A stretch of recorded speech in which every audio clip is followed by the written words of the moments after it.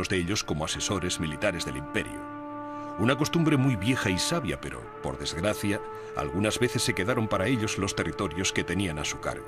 Es así como perdimos parte de Occidente y sobre todo Roma en 476. Lo que para nosotros no solamente fue un desconsuelo, sino también una confirmación de la buena elección hecha por Constantino el Grande.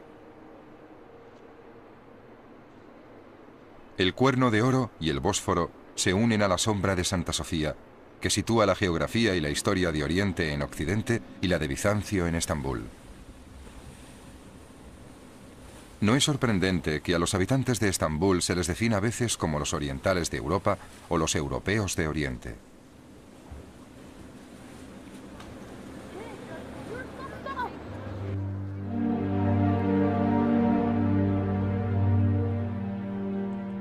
Los sucesores de Constantino el Grande han continuado su obra reforzando la administración del imperio y consolidando las defensas de la nueva capital.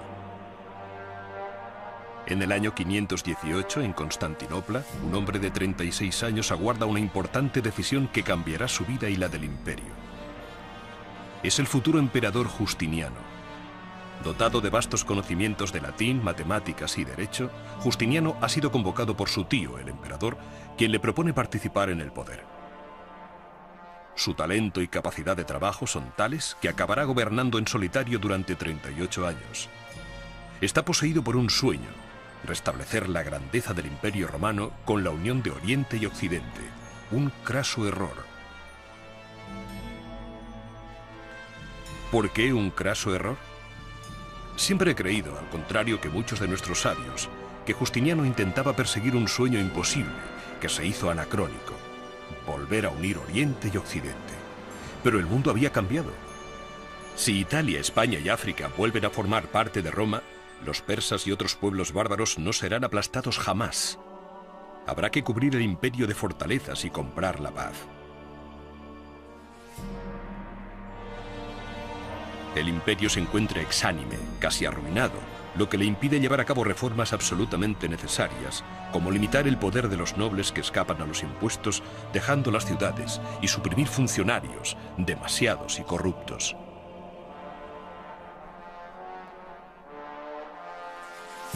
Las incesantes guerras van acompañadas de asedios terribles.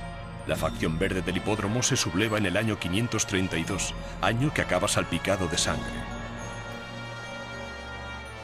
La emperatriz Teodora, esposa de Justiniano, era hija de un amaestrador de osos del hipódromo y de una actriz de costumbres ligeras, pero demostró una gran fortaleza de carácter. No habiendo creído nunca en las ilusiones de su marido de volver a unir Occidente y Oriente, le convence de quedarse en Constantinopla. El púrpura es una buena mortaja, le dice. Y en vez de huir, Justiniano no dudará en hacer matar a miles de sublevados en el hipódromo. En mi opinión, Justiniano restablece la grandeza del imperio, llevando a su punto más consumado la ciencia del gobierno del Estado y de las relaciones privadas entre los hombres, sin la cual solo son bárbaros: el derecho. Este conjunto de leyes, mejoradas sin cesar con el correr de los siglos, todavía desafía al tiempo.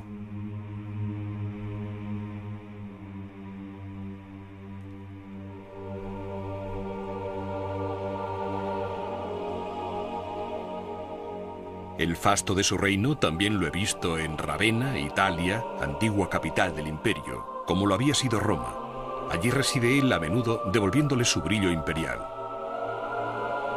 Para Justiniano, Ravenna, a la que tanto amaba, era el símbolo de las reconquistas en Occidente.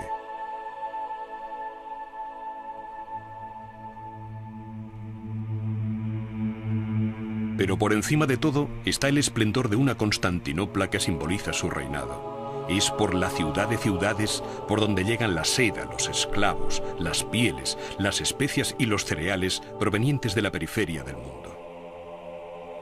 El incendio de la antigua gran iglesia de la ciudad durante la terrible insurrección de 532 anima a Justiniano a hacer construir la iglesia más imponente del universo: Santa Sofía.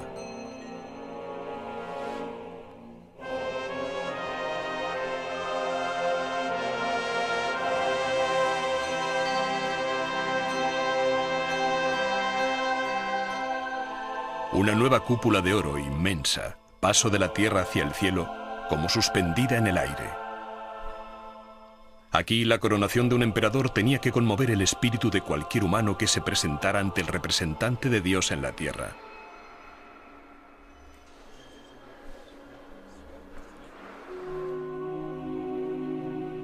Uno de los más grandes peligros que pueden existir son las batallas que tienen por campo el espíritu de los hombres. Mucho más importantes que las que libramos en Oriente contra los persas o en otros lugares.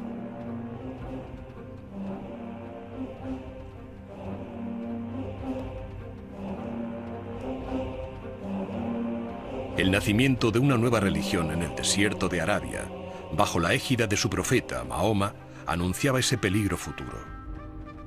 El de una religión enemiga, el Islam.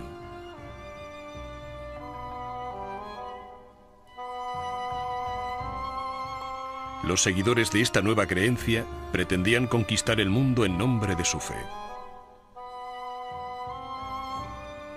Sus fulgurantes victorias se explican sobre todo por las disputas religiosas que dividían a nuestras provincias. Los pueblos conquistados pensaban que con los árabes serían mucho más libres para practicar su culto herético.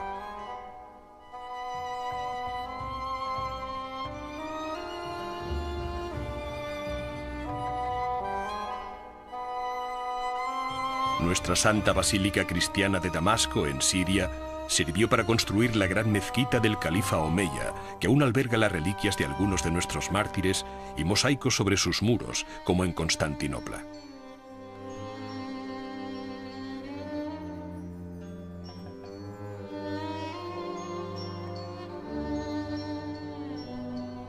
En 674, los árabes llegaron con su flota a las puertas de Constantinopla, a la que atacarían varios años seguidos. Un invento de nuestros sabios que permitía lanzar fuego sobre el mar nos ayudó a destruir sus barcos, ya maltrechos tras un temporal. Este fuego y la Santa Virgen protectora de la ciudad hicieron que Constantinopla fuese salvada una vez más. Y no solo Constantinopla. Nuestras murallas también vencieron la ola del Islam que iba a engullir a la cristiandad, algo que la ingratitud de los occidentales olvida siempre. Ya no existía el África romana, y ciudades ricas como Alejandría, Damasco y Antioquía estaban en manos de los musulmanes. Su imperio de mercaderes se oponía al nuestro, un imperio de grandes propietarios, de pueblos fortificados, de funcionarios y nobles unidos para gloria de nuestro emperador. El proyecto inicial de Bizancio fue la reconstrucción del Imperio Romano. Tras la conquista árabe, la frontera religiosa obstruirá ese espacio. El Mediterráneo ya no une, separa, y eso hoy sigue siendo cierto. Dejó Estambul siguiendo el trazado de la antigua vía romana que unía Constantinopla con Roma. Este vínculo entre la herencia antigua y Bizancio lo encontramos también en Mistra, una ciudad bizantina convertida en fantasma que destaca sobre la antigua ciudad de Esparta. Es aquí, en el sur de Grecia, donde también se encuentran las raíces de mi familia. Mistra es para mí el símbolo del arte de vivir bizantino.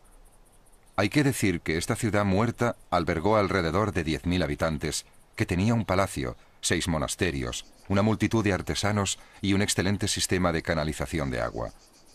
Cuando veo este paisaje, encuentro una sensación de equilibrio. La vida campesina que se introducía en una red de aldeas fortificadas como esta. Esto me recuerda el proverbio bizantino: beber el vino de su viña sentado a la sombra de su olivo. Este fue tal vez el ambiente en el que vivieron mis antepasados, los notaras, que poseyeron tierras aquí. Pienso que hacia el año 1000, en los territorios bizantinos se vivía infinitamente mejor que en Europa occidental. Se vivía mejor porque había un Estado de derecho centralizado, administrado por funcionarios fuera de serie, una moneda única, un ejército y responsables civiles bajo la autoridad de un solo prefecto local. Es posible que la idea del Estado que regula y arbitra sea un legado de Bizancio.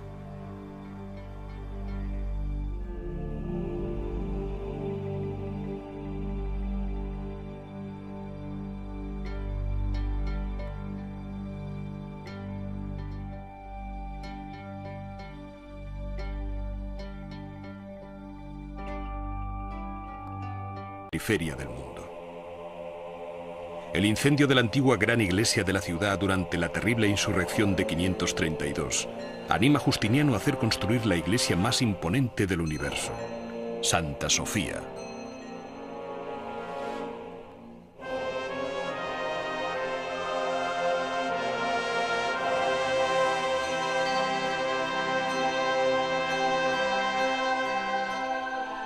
Una nueva cúpula de oro inmensa, paso de la tierra hacia el cielo, como suspendida en el aire. Aquí la coronación de un emperador tenía que conmover el espíritu de cualquier humano que se presentara ante el representante de Dios en la tierra.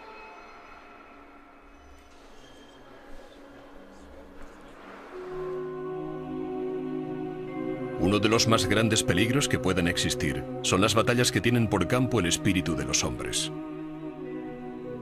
Mucho más importantes que las que libramos en Oriente contra los persas o en otros lugares.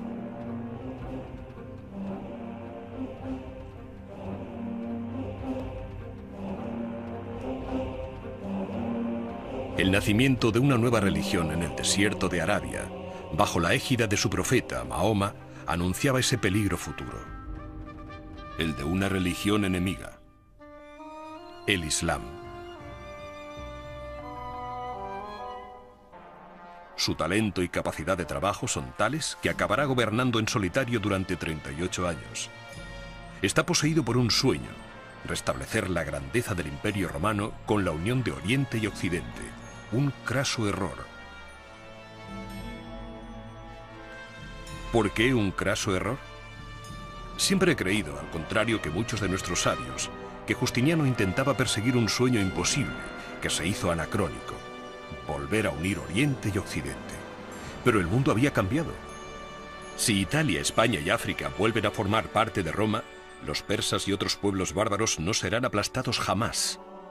Habrá que cubrir el imperio de fortalezas y comprar la paz. El imperio se encuentra exánime, casi arruinado, lo que le impide llevar a cabo reformas absolutamente necesarias, como limitar el poder de los nobles que escapan a los impuestos, dejando las ciudades, y suprimir funcionarios, demasiados y corruptos.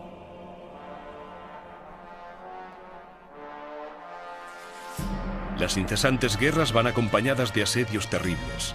La facción verde del hipódromo se subleva en el año 532, año que acaba salpicado de sangre.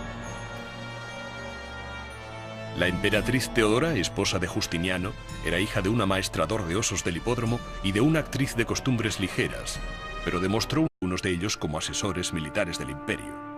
Una costumbre muy vieja y sabia, pero, por desgracia, algunas veces se quedaron para ellos los territorios que tenían a su cargo. Es así como perdimos parte de Occidente y sobre todo Roma en 476. Lo que para nosotros no solamente fue un desconsuelo, sino también una confirmación de la buena elección hecha por Constantino el Grande. El Cuerno de Oro y el Bósforo se unen a la sombra de Santa Sofía, que sitúa la geografía y la historia de Oriente en Occidente y la de Bizancio en Estambul. No es sorprendente que a los habitantes de Estambul se les defina a veces como los orientales de Europa o los europeos de Oriente.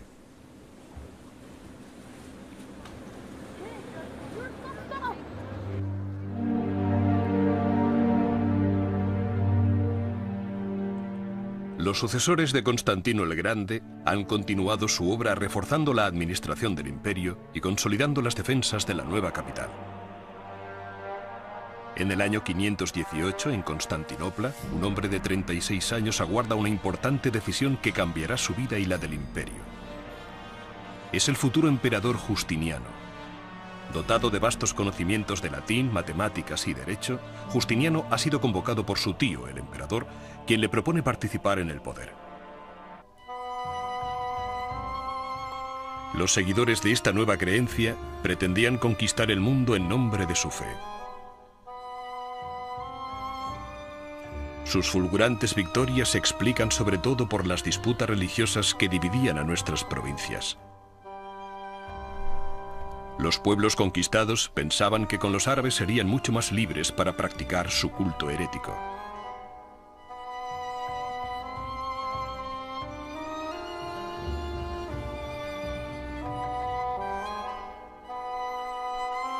Nuestra Santa Basílica Cristiana de Damasco, en Siria, sirvió para construir la gran mezquita del califa Omeya, que aún alberga las reliquias de algunos de nuestros mártires y mosaicos sobre sus muros, como en Constantinopla.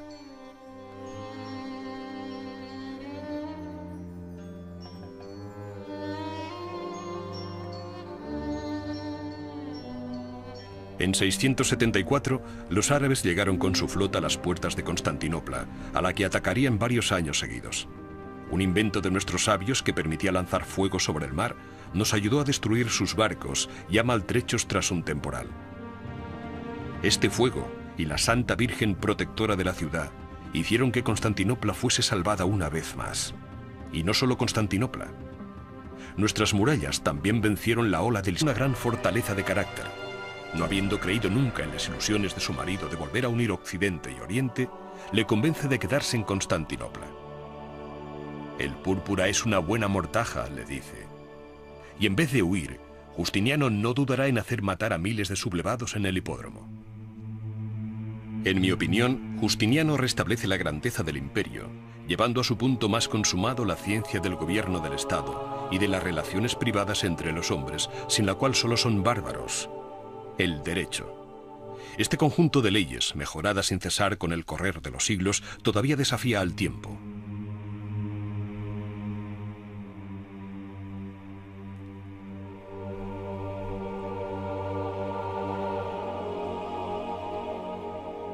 El fasto de su reino también lo he visto en Ravenna, Italia, antigua capital del imperio, como lo había sido Roma.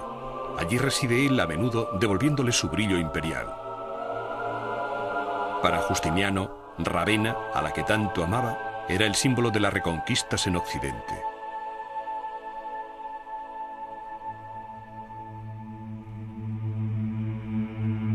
Pero por encima de todo está el esplendor de una Constantinopla que simboliza su reinado. Es por la ciudad de ciudades por donde llegan la seda, los esclavos, las pieles, las especias y los cereales provenientes de la